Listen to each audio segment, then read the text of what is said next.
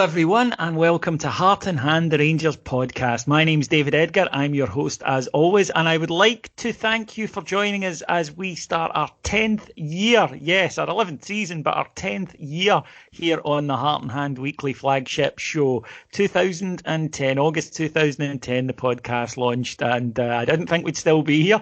I didn't think we'd last more than a few weeks, but we are, and I'm delighted to welcome onto the show today to discuss the first game of the season, Big Sexy himself, Amoruso True Blue bus convener and all-round good egg, Andy McGowan. Hi David, incredible to think you started this when you were 20-year-old, just a pup. I wish. God, I wish. I had hair when I started it, so that maybe said something about people who think I've got a stress-free life, but no, it's been fun. And what was fun as well, mate, was kicking off the season with 3 points. Now, we'll come to the game in a minute, but I just wanted to speak to you as an every game guy, somebody who not only goes to every game, but organises tickets for other people, runs a bus, does all the work. What was it like for you to know we were going to Pittodrie? You know, always a good trip, always one that we look forward to, and to not be there. I'd made my peace with this a while ago because I'd known it was coming. But the fact is that when the game starts and you're watching it on TV, and I'm sure I'm not alone, I am 100 times more nervous and edgy watching it on TV than I am at the game. And whether that's because you can't kind of let your emotions run riot in a football stadium vocally, you're a wee bit more restrained in a living room with your wife and child. So I really found it really, really edgy. I don't like watching games on TV. But listen, this is where we're at. That makes me special that I can go to the game. So unfortunately, we've got this for the foreseeable future. But it's a strange thing. I'm saving a few bob, I must say that. But I'd really be spending it. Yeah, I'm worse watching a game on TV, and it's one of these bizarre things. I'd be interested to hear from the listeners, but certainly most people I know are the same. And I wonder if it's just when I'm at a game, I feel I'm part of it. And I know it's daft, but, you know, even things like shouting to get a sub on, you kind of feel even that little bit of that you've got an influence, you know, that you're somehow involved in it. And you're right, when you're watching on TV, you don't quite have that buy-in. So it becomes really all about the result then. And if you're anything like me, you spent a large part of Saturday afternoon with a heart racing and just wanting to get it done and get it over the line and get the 3 points. But hopefully we can get. I don't know how long it's going to be. There's optimistic reports, there's conflicting reports, there's guys saying we won't be in for a whole year, there's guys saying we'll be back by October. It's tough to really work out at the moment, but all I can say is I just hope it's as soon as possible, because it's not the same. When have you ever seen a Rangers, especially a season opening Rangers Aberdeen game played at that tempo? It just, it doesn't happen normally. No, and I think the players feel a difference as well. I think the referee felt a difference as well, because he was better than usual. So it's a different dynamic, and I'll be interested to see that once the tap is switched on, so to speak, and the crowds come back, if that changes anything. If you see teams take a dip in form, if you see teams get a lift, it's truly the acid test of the so-called 12th man, isn't it? Yeah, absolutely. And there's certainly games where every club helped, but especially ours roll the team onto victory, and there's other games where we're maybe nervous or a bit down after a bad result or whatever. So all of that's taken away, though, and it's this kind of weird, almost frigid zone that the game is just being played. And at times it can resemble a training match. Any close those games, if you watch some of them from other leagues, it's exactly the same. But it was noticeable on Saturday. And as I say, I felt for guys like you, and I know a lot of our listeners, that by hook or by crook get to every game. And it is different watching on TV, and it is not, I think, as much fun, obviously, as being at the game and everything that goes along with it. The social thing, the patter on the terraces, all of that kind of stuff. So hopefully we'll be able to get back as soon as possible. But to the game itself, now, as people may know, if they're long-term listeners to this, what we do is on Heart and Hand is on our Patreon site, we do an immediate post-match reaction. And then we go away, calm down a little bit. The next day, we watch the game back, because you see different things, obviously, when you're not as emotionally invested in the match, when you know the outcome of it. And people had said to me on Saturday night, "Oh, Davey, I think when you'll be a wee bit happier with the performance when you watch it back." I was certainly calmer about it. I still think there are things to be addressed, but at the time where you're just waiting on the sucker punch, and that's scar tissue. We've discussed that before. It's because it's happened so often over the last decade that we're so used to just waiting for that late sucker punch, set piece goal or whatever, or one of their players sticking one in from 25 yards, that you're kind of waiting on it. But watching the game back, Rangers were totally in control of it. Apart from one Stramash, Aberdeen had never in any serious danger of losing a goal. At 1-0, there is always the risk of the stuff I've said, a mistimed tackle in the box or, a wonder strike or whatever. So you always want to get the second and kill it. But probably watching it back, my only real complaint was that we didn't kill it, especially after scoring, where I thought Aberdeen for about 10-15 minutes kind of struggled to react to that, Andy. But overall, without being a great performance or anywhere close to it, it was pretty solid. Yep, absolutely. I think before the game and based on the friendlies we'd had in France and the Motherwell game as well, I thought we looked well ready for it. I thought we looked sharp, fit and functional in terms of the way we were playing, especially the front 3-4. And I knew myself in my heart of hearts that if we went up there and did what we were showing, especially in a sterile environment where there's no crowd to kind of make that difference for Aberdeen, I knew we would win, and I knew we'd be pretty comfortable. But you're absolutely right that when you're watching it and when you've got the experience of the two games that we had last year and the first game of the season the year before, I think it was, when we lost last-minute equalisers, especially the 2-2 game last year. I mean, that game, the first half, Aberdeen hardly touched the ball, literally.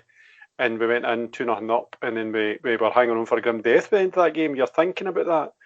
But if you were watching that game and you weren't a Rangers supporter and you were a neutral, you would be sitting there saying, Rangers are super comfortable here, and it's going to take something exceptionally disastrous for us not to go away with 3 points. And as you say, set piece is probably the thing that's always at the back of your mind, particularly Aberdeen, because it's mostly what they've got against us. So I thought it was super comfortable. I thought it was really, the first half especially, utter control. The second half, Aberdeen came out a wee bit and we weren't just as comfortable. And you're again spot on that the only thing you can come away from there is that really we should have been coming away with a 2 or 3-0 victory, because that would have been a fairer reflection of the kind of superiority. I mean, you look at the possession, 60 versus 40, the shots, and 14 versus 4 or something like that. Yeah. None on target. So we really should have been scudding them in a more kind of superior fashion. The one thing I will say is it's probably tempered the expectations a wee bit, because if it came away 3-0, 4-0, then we would have been exuberant, would have been the word. So maybe it's just dampened things in a nice way. Yeah, definitely. I think that had Aribo's chance at the end gone in, and it was actually a brilliant bit of defending rather than anything he'd done wrong, but had it gone in, then I think that would have absolutely sealed it, and I think that would have been a more accurate reflection on the match, but it wasn't to be. So before the match, the manager, the team selection talk, the probably two main things to talk about it, Andy, were Leon Balogun come in for his debut and Alfredo Morelos played, despite the continuing transfer speculation linking him with a move away to Lille. And first things first, I thought Leon, but at first I felt a wee bit sorry for George Edmondson, if I'm being totally honest, but you pick your strongest team, etc. And something I didn't realise, hold my hand up to, it was pointed to me before the game. People said he's probably our most match fit player because he's been playing right up to last couple of weeks in England. So he's probably the sharpest at the squad. And that's a fair point. I thought he strolled it. Yep, he did. I was. If you jump back 2 weeks, then I'd have put my house on Edmondson and Goldson being the pairing for the centre half. Obviously, Balogun hadn't signed at that point in time, but even still, I was fully expecting Edmondson to be in the starting 11, just given the fact that he'd played played all the friendlies, hadn't he? So to see Balogun in there wasn't an issue, because I've never seen the guy play, right? I'm not going to sit here and say, I've seen him, I watch Wigan every week. But what I did do is I went down and went to see what the Wigan fans' reaction were to him when he left, and it's always a pretty good gauge of what kind of player is, and there was, without question, without exception, not one bad thing to say about him. In fact, they were quite gushing in the fact that coming to Rangers is a fantastic move for him, and they might see him push on and get some recognition. So he absolutely strolled it. Now, he strolled it in the context that they had one striker and we were obviously dominant in possession, but when he was tested, I think he showed a nice bit of turn of pace at some points. He read the game well. His use of the ball was good. He came out of defence well with the ball a couple of times. He looked steady in the air, which is obviously a prerequisite for him to play in Scotland at centre half. And he's left-sided, which I think is something, given that we've signed Helander for that purpose as well, is something that Gerrard likes with in terms of balance for his back two. So, a very, very promising start for Balogun. Probably, and a very nice problem for Gerrard in that you're now going to have Balogun and Helander fighting for that position, because I think Goldson's always his first choice. And Helander's probably a wee bit behind everybody else in terms of real match sharpness. So it bodes well for the early part of the season, to be quite honest with you. Yeah, I was really pleased. The magic Balogun at times when he went on that run with the ball in the first half brought back memories of the big man. But he does look as though he's very comfortable at firing the ball up to the strikers accurately, which was great to see. Very quickly getting the ball away. Likes to bring the ball out, and when you're playing against packed defences, we talk a lot about lines, but it's true, somebody that can break them, especially that early, that just forces one or two of them out of position, and when that happens, that's when your better players can get into space. And of course, he took one for the team in the second half at that scramble that we spoke about, when, having watched it back, I think it was a wee bit naughty from McKenna. I think he could have certainly done more to avoid Balogun clashing with the post. McKenna's a bull in a china shop. He's not a bad player actually, but I think physicality is something that you can't switch off. I don't think there was intent, but there was definitely contact. I think Lewis Ferguson is the one that I've watched it back a few times because there's so much going on. Lewis Ferguson is up to something in that passage, because he's over McGregor, and obviously hear McGregor shouting somebody's kicked his effing head, but I think there was a wee bit of shithousery going on at that point in time, and the referee should actually have heard the clatter, because everybody else did, of a player's head banging against the post, and the fact he was lying prone in the net means that the whistle should have went straight away, to be quite honest with you. Yeah, I think that it's not been very it's not been very much highlighted, to be honest, because I'm sure if you said to them, they would say it was just the normal cut and thrust of the game. But even so, he got up, and at first I was a wee bit worried, but he came back on fairly quickly and looked fine. And I know these days they do head testing and whatnot to make sure that the guys are all right. Head testing, they do check concussion protocols to make sure that they're all right. And he did very well, I think, in his debut. Now, a lot of speculation about Morelos. Would he be playing? Would he be focused? If so, I don't think Alfredo Morelos is anywhere near his best form at the moment yet. But I thought he looked up for it, hungry, contributed, lovely assist for the goal. Again, it's not Alfredo in full form yet, but I certainly didn't think it was a disinterested performance.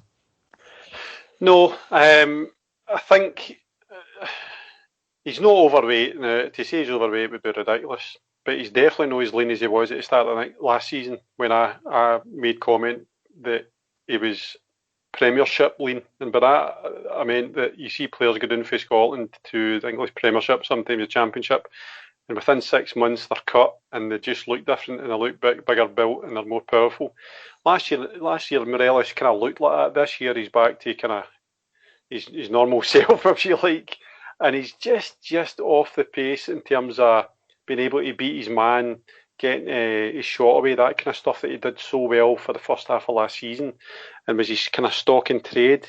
It was noticeable during the friendlies, it was noticeable on Saturday against the Sheep, and also he's been kind of sacrificed. I mean, McCoy during the commentary made a lot of comment about Morelos being too deep, and he'd like to see strikers being in between the 18-yard lines and all this kind of stuff. But Morelos' sacrifice actually was what was key to the victory, because obviously we got the goal from that, because it was dragging their defence, their centre-halves all over the place. But it was also creating the space for Kent and Hadji, which is going to be it's going to be more than key for us this year because we're going to have to get goals off whoever takes the kind of peripheral side of the central striker. And it also meant that he wasn't in direct combat with McKenna, because we've seen how that pans out most times. It's just an incendiary partnership that we are at risk more than they are, because the chances are Morelos is always the person that comes off worst in terms of refereeing.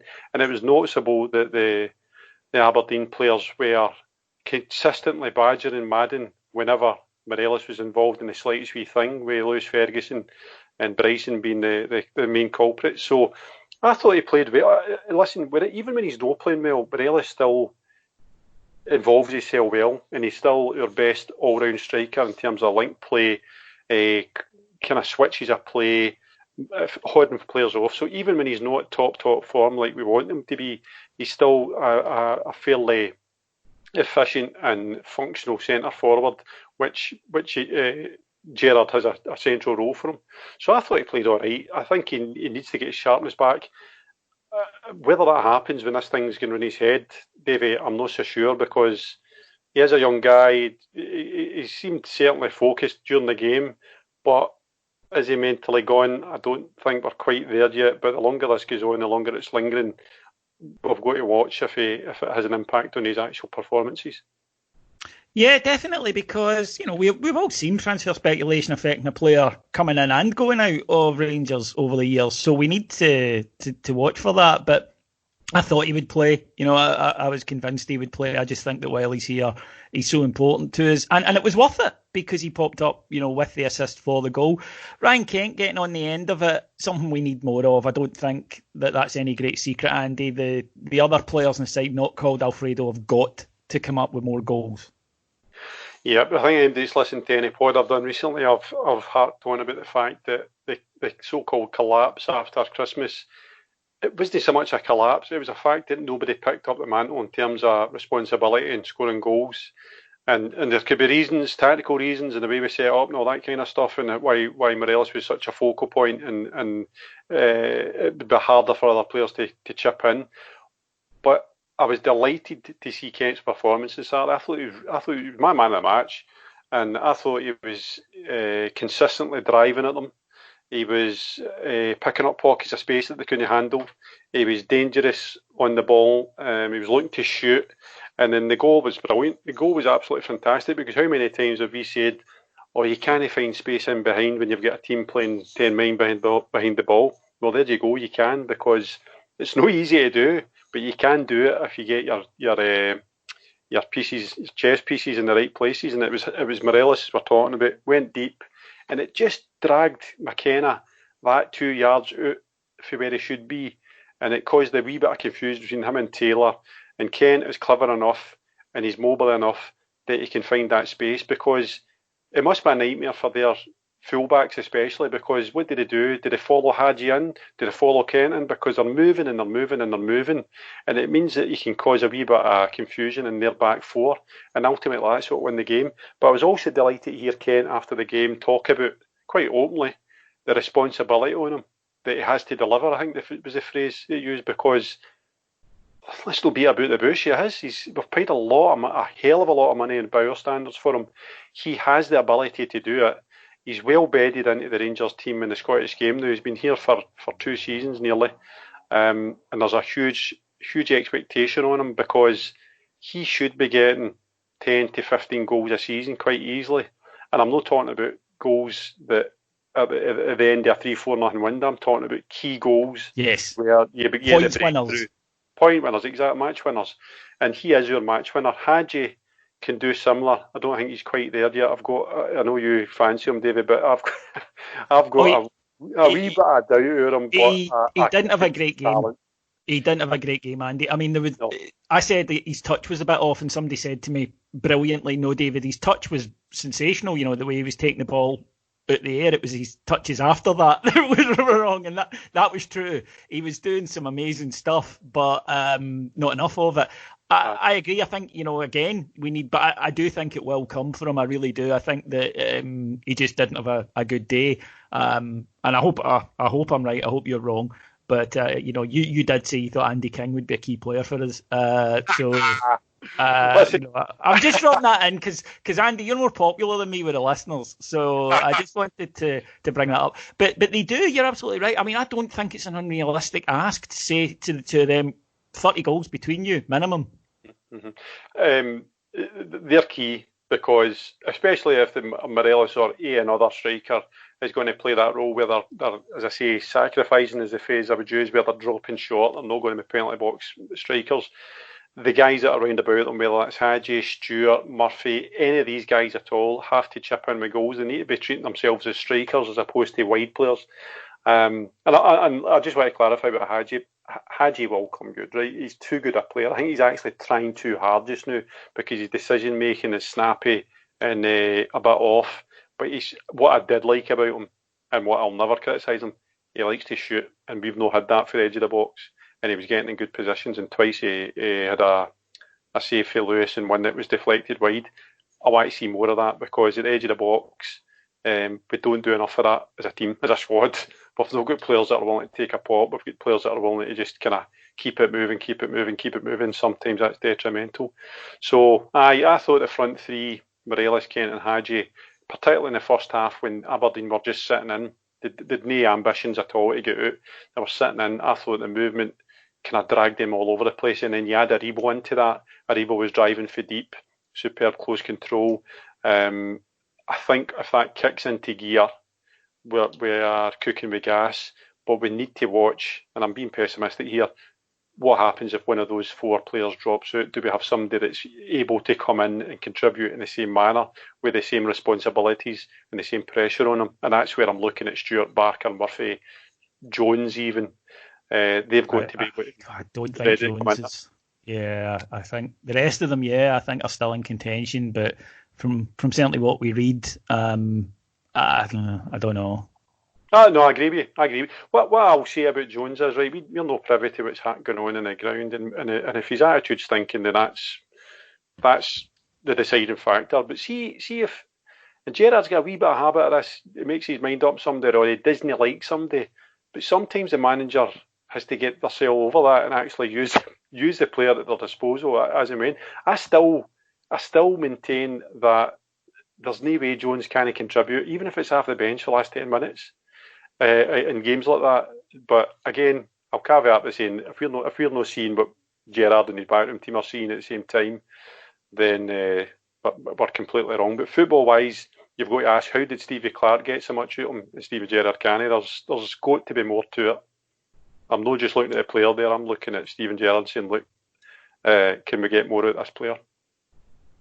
Yeah, definitely. That leads us on actually very nicely to a question that has been posed before, and I think it's a legitimate question. It's my biggest criticism of the manager, and that is his use of substitutions. I think that it's been said before, he's very conservative, small c, in his decision making. I worry that sometimes he worries a wee bit too much about, I might disrupt the game with a substitute rather than I'll put a substitute on and, change it for the better, for positive for us.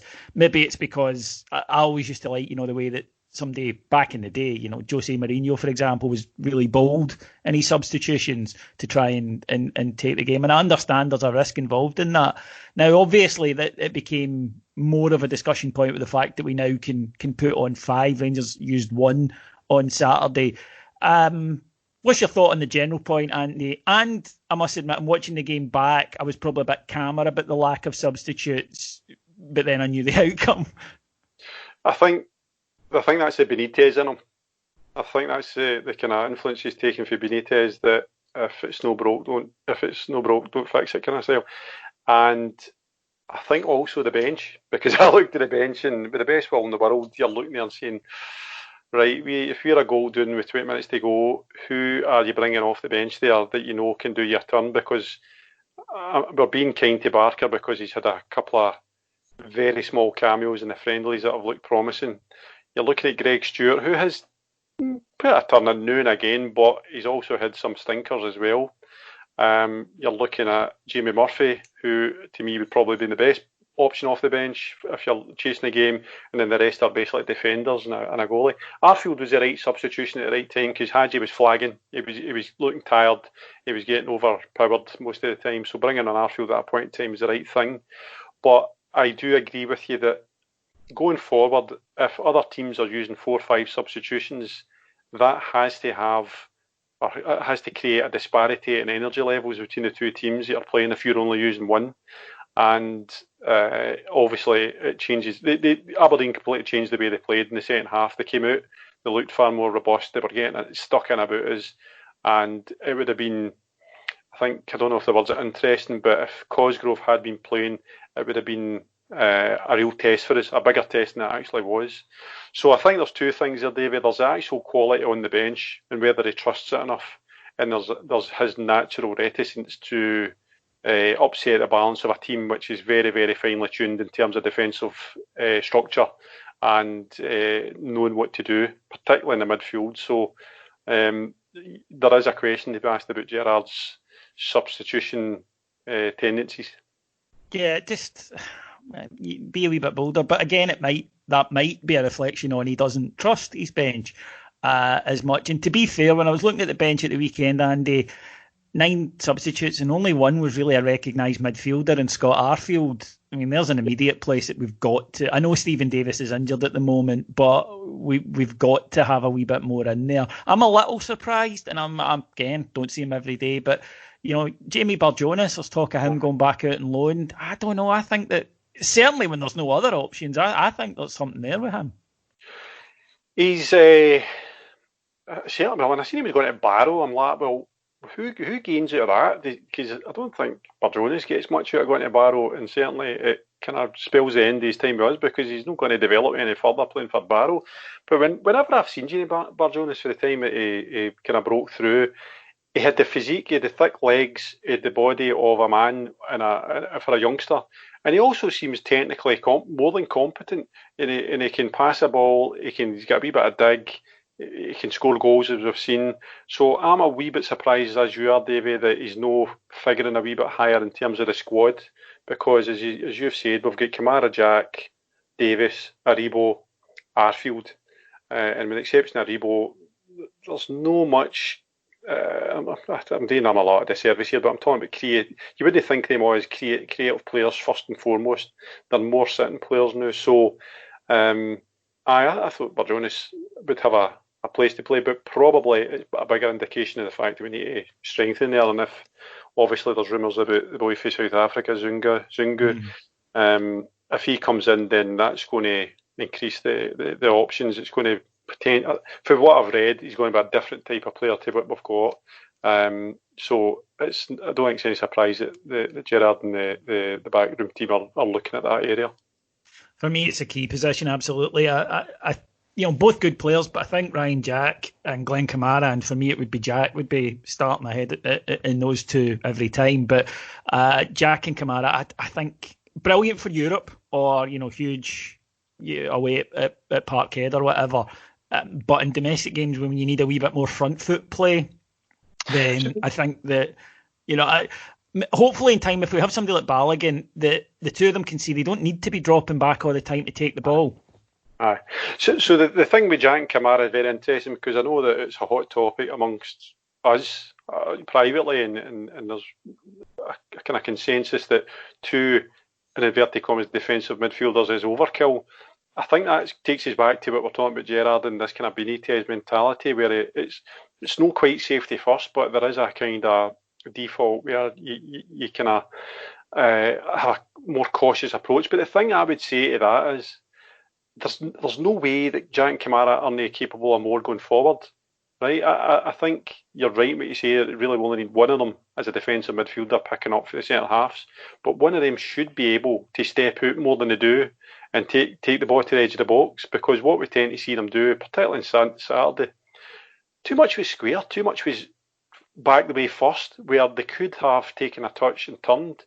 And I'd just like to see them being a wee bit less safe in their possession, because that is where we probably get more dividends, because you then test that kind of bank of 4-4 that we've been facing time and time again, because you mentioned it, Aaron, once you start breaking the lines by striding past a player, that's when kind of chaos ensues for the opposition team. And Jack and Kamara as a pairing are very, very guilty of not doing that enough. And if they're instructed to do that because the two fullbacks are so far up the park, then that's fine. I can kind of get that. But we weren't getting anything after fullbacks on Saturday because it's the quietest I've seen Javanir and Barisic in terms of balls across the box and into the box for a long, long time. And it's kind of pointless against Aberdeen anyway, really, isn't it? They've got the two big monsters at the back who will head stuff away all day. So you do need to go through the centre. And I did like the Rangers were doing that. I don't want to be negative about that. Rangers made chances by doing it. We just wanted to see a wee bit more of it. But I will always take a 1-0 at Pittodrie. I always will, especially given, we don't tend to lose up there a lot, Andy, but we've dropped stupid points, I think, or points that should have been ours, really, up there in the past. So, yeah, it's a win. And just getting off to the season, ticking off, if you like, one of the difficult away trips already, and back down the road. We've got 2 home games coming up against St Mirren and St Johnstone. No disrespect. We expect 6 points from those 2 matches and have given ourselves the opportunity to settle into this rather strange season. Aye. No, listen, the win was everything because, well, we'll not admit it, there's huge pressure on Rangers. Could you imagine if we had dropped points, not even get beat, if dropped points on Saturday, the kind of wave of despondency that would have came over the support, which certainly in one way or another would have translated into the club as well. So to get off to this kind of win, the traditionally a really hard ground to get anything from, is the be all and end all. Apart from anything else, it meant all the Bears can enjoy their weekends. I can enjoy my fortnight holiday. It means that we can go into the next games with a bit of confidence because, as you say, we've on paper we've got, apart from Leverkusen, obviously, we've got quite a decent wee run of matches here. And it was paramount that we won. The performance and the score was absolutely secondary. So absolutely, I would have taken this. I'd have bitten your arm off for it because before the games we're saying you're feeling nervous, you're feeling edgy because you know that if you get beat, it's not a disaster, right? You can't say that. I would have felt it one. You would have been having all the niggling doubts. It would have been just a pure downer from the start. And while I'm the great advocate, I know having knee-jerk reactions and having perspective and all this kind of stuff, I'd have been sunk if we'd dropped points on Saturday. I'll be quite honest with you, I'd have been really, really down. So the final whistle was a huge relief, and it's only after that, as you say, David, when you watch it back, you can actually sit and say, well, fucking hell, we were really comfortable. I don't know what I was worried about, but such is a life of a football fan. 100%. It'll never change. If we had a game like that at the weekend, I can guarantee you that I won't be sitting there going, we saw this last week, I'm going to stay calm. It'll be exactly the same thing. Moving on then, Andy, we have a match this Thursday when we go to Leverkusen to finally complete the Europa League tie with Bayer Leverkusen. Now, Bayer haven't played since their season ended over a month ago. They lost the German Cup final to Bayern Munich. So they, like ourselves, have some certain squad issues with players that they can and can't pick. Kai Havertz is said to be going to Chelsea. I think that's an open secret that he'll be heading to Chelsea. But although he wants to go before the tie, it looks as though Bayer are going to keep him until it's done. We don't patronise our listeners on here. We're 3-1 down heading to Germany. If we were to pull this off, it goes into the best results in our European history. It's an extremely tall order. Bayer are a really good team, regardless of the wee hiatus they've had. What I would take for this is morale boosting, whatever. If we draw or if we win, it'd be fantastic. If we were to go through here, then it enters, as you say, the pantheon, doesn't it? It gives us a big fucking problem if we get through, to be honest with you, because what we've then got is a glut of high intensity matches, probably in the last season we went, this kind of stuff, and I don't know how it would affect the qualification game and all the rest of it. So yeah, but we'll be in the Champions League next year when we win it. So that's true, David. So swings and roundabouts. We're Rangers. We're wanting to win. We're wanting to get through. Very, very hard tie here. I'd take a draw. I'd bite your hand off for a morale boosting draw. If we win, absolutely fantastic.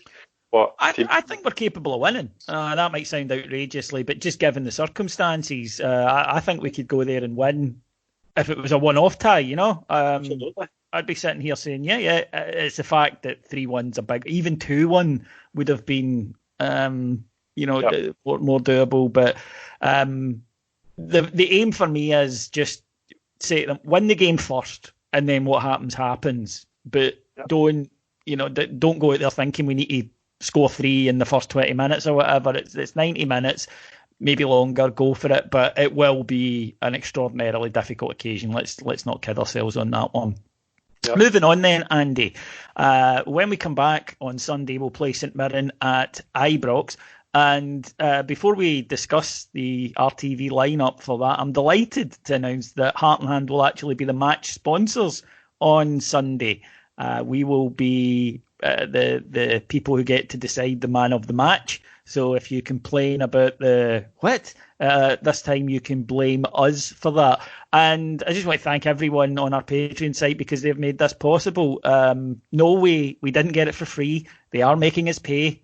I did ask, and I got laughed at. But it's, in all seriousness, along with our sponsorship of Stephen Davis, this is us having the opportunity to put money back into the club. And that is, at the end of the day, the most important part of fan media is fan. We're all supporters of the club. We want the club to be successful. That's all we want. And the fact that we can do this, Andy, is just so much down to our supporters on Patreon. They're the guys that have really allowed us to go over to do that. And alongside things like our live shows at Ibrox, which obviously put money into club coffers, various other sponsorships we've done, donations to the Rangers Charity Foundation, we're coming up to 6 figures in terms of money that we've put into Rangers over the last 3 seasons. Aye. And it's hard to talk about this, David, because you then run the risk of being a self-publicist and all this kind of stuff. I can speak about it. I've been accused of that before, so don't worry. Water off a Doug's back. Aye. I can speak about it because I'm just a contributor. I don't have my own show, and I don't my main show, and it looks like far too much hard work. And when I look at some of the guys on Heart and Hand and what they do, and what they prepare, and how much commitment they put into it, it's really something to be commended. The fact that you're here, and you said it's a 10-year thing, this isn't something you just set up and say, I'm going to be a massive Rangers podcast. It's a case of, I'm going to do this because I want to do it, and then people either like you or they don't like you. And people liked you and Scott and everybody at the start, and I remember listening to it and thinking, this is fresh, it's new. It endured. It probably coincided with the most dark time that any Rangers fan is ever going to have. And it was a kind of beacon of light or humour or whatever you want to call it. And here we are. So what you're saying there, Davey, is that the fans are getting something out of it. We feel good about it because we enjoy what we're doing here. And it's a kind of virtuous circle where the club gets something back for it. And there's been a lot of noise the last couple of weeks in terms of there's been lots of podcasts and absolutely the best of luck to them. And I hope they prosper and I hope they do what Heart and Hand is there, because the more Rangers voice we've got, the better. The world is changing. Media is changing, as we well know. Heart and Hand is benefiting from that. And it doesn't need to be a case where fans listen to people who do not have any interest or any care or any notion of Rangers for their news now. They can listen to us and they can listen to other podcasts and they can read other blogs and they can get their news that way and they can form their own opinions. But what they will get is certainly for Heart and Hand, they'll get kind of a genuine viewpoint, because I don't think there's been any point in time that I've been with Heart and Hand that I've sat and said, well, we're a wee bit sugary there, or we're kind of no saying what we want to say. Sometimes we've actually said, or you've said stuff that is far too harsh, and I think that the position Heart and Hand got now is a really good and privileged position, that you are conscious as the kind of the David Murray of the Heart and Hand podcast. For fuck, Andy. You know what we've got, and you kind of you're very, very. I think you're balanced in what you do, Davey, and I think that's a reflection in terms of people willing to actually pay for their hard-earned cash to do it. And this is a kind of. I'm really proud to see that our name will be associated with the first kind of COVID game that we've got, because there'll be a lot of eyes on it. Yeah, it's a cool thing to be able to do. But as Andy said, people seem to think I'm some Machiavellian guy that sat down 10 years ago and mapped all this out. Whereas if anybody that knows me, I'm the most disorganised guy in the world. And, Andy found out he was doing the pod today at 20 to 6. We recorded at 6. So, no, I have to laugh at some of that. But it's just a pleasure to get to do it. And the RTV team that's been announced, Andy, you and I both get accused of being maybe overly positive. I'll hold my hands up here and say I'm going to be positive. I worried a little bit about what we would get in terms of. I thought it might be uninspired. I don't think it would be bad. I thought it might just be every one of us could have predicted it as soon as we heard, because that, to be honest, has been the way at Rangers the last 20 years, really. But they've gone out. They have announced, I think, some brilliant names. For those of you who maybe don't know, Clive Tilsley will be joining to share the commentary duties with Tom Miller. So Tom's still involved in it, which is great. Graham Souness and Walter Smith will be among the panel of experts, alongside Neil McCann, Alex Ray, Shelley Kerr, and players from the first team squad. First up will be Nico Katic, presented by Emma Dodds. That's a TV company quality lineup, in my opinion. I'm very, very heartened, and I'm more than pleasantly surprised at this, because, like you, in fact, we had chats about this and we're saying, right, who do you think will be the commentator if it's no Tom and all this kind of stuff, and our expectations were rock bottom. I'll not name names so they know who's rock bottom, but it was really high. And what I like about this is that, see, as Rangers fans, we know we don't get any kind of credit, or we don't get looked upon with a fresh eye up here, and it's really only, and that's why Clive Tilsley and Jim Beglin's commentary way back in 2008 such that is so revered, is because, and even if you go back, right, let's go right back, David, to 1992 when Ron Atkinson and Brian Moore were commentating their Champions League run.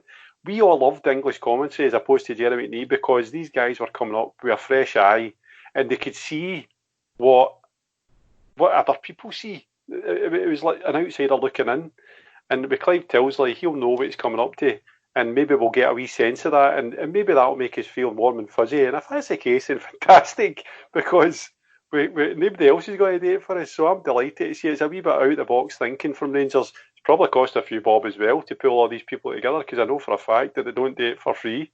No. And they're professionals at the top end of their game. I mean, you look at Souness, McCann, these are guys that are Sky's kind of first choice go-to Premiership people. So I like this, because I think there are legs in this concept of pay-per-view, and I think this is just the beginning. I worry that the SPFL and the kind of backwater is that Scottish football will kill it before it's born, but there is something here that going forward we could be watching away games in our house, every away game, and a season ticket paid for it and all this kind of stuff. So I hope it shows up, and I hope that's the case for other clubs as well. And I don't mean that jokingly. I hope other clubs get a success out as well, because if every club gets a success out of their streaming, then that's what will happen. It'll become something that becomes the norm for us, and it might take the edge off us trying to get away tickets as well. For me, it was the fact that it wasn't just that'll do. Right, we'll get in Chip Young to present it, and you know what I mean. Just the usual kind of tired names that we would expect to be involved, and they didn't do that. They went for fresh. They went for, as I say, broadcast quality, and it's. Rangers should always go for the best. We might not always achieve it, but we should always go for it. And I like the fact that that's what they did in this case, and very much looking forward to enjoying it. Pay-per-view for non-season ticket holders, they fixed up at $9.99 a game. To put that in context, Livingston's is £20. So, that's fairly reasonable, I think. But obviously, then the pressure is, Andy, you've got to deliver. People, season ticket holders, are putting their money essentially for this, let's be honest, as well as backing the club. But the product they got out of it was this, really. So I think that it's important that RTV is delivered to a high standard this season. I don't think that it's an unfair expectation to say this has to be good, guys. Just like the club in general, since the dark days, Rangers TV has got better and better and better. And if you jump back, I don't know how many years, maybe 3 seasons, 2 seasons even, can't remember. We didn't even have HD cameras. And now what you've got is you've got a fantastic state of the art app on your phone. You've got fantastic content. You've got a level of professionalism which has just went up another notch here. You're going to have all the eyes of the Rangers family on this game on the 9th of August, the St Mirren game. We'll be watching it via this channel. And it's something which has just burgeoned and got better and better and better. And I think it could be, if it's done correctly and if the authorities kind of come along with us, it could be a wee mini goldmine for clubs like Rangers. So, I'm glad to see they've went out and spent a wee bit of money on terms of lineup, because that could be the difference between just a live stream and a picture of Ibrox and a wee bit of commentary before it. It'll make it feel like we're watching the usual kind of standard, as you say. Plus, Heart and Hand will be sponsoring it. Once. I'm not made of money. But yeah, we'll be sponsoring the first one. So keep your eyes out for it, folks. Right. Thank you so much to Andy for joining me. My pleasure, David. Thank you to our executive producers in London, Mike Lee and Paul Miles. I will be back on the flagship next Monday, but if you want to hear more from all of us, including Andy, he does himself down there. He does pop up regularly on our Patreon site. Just go to patreon.com/heart and hand, and from just $1.99 per month, you can find yourself listening to all the Rangers content you could possibly ever want. Thank you to everyone for listening. I'll be back next week. Till then, stay safe. Take care. Bye-bye.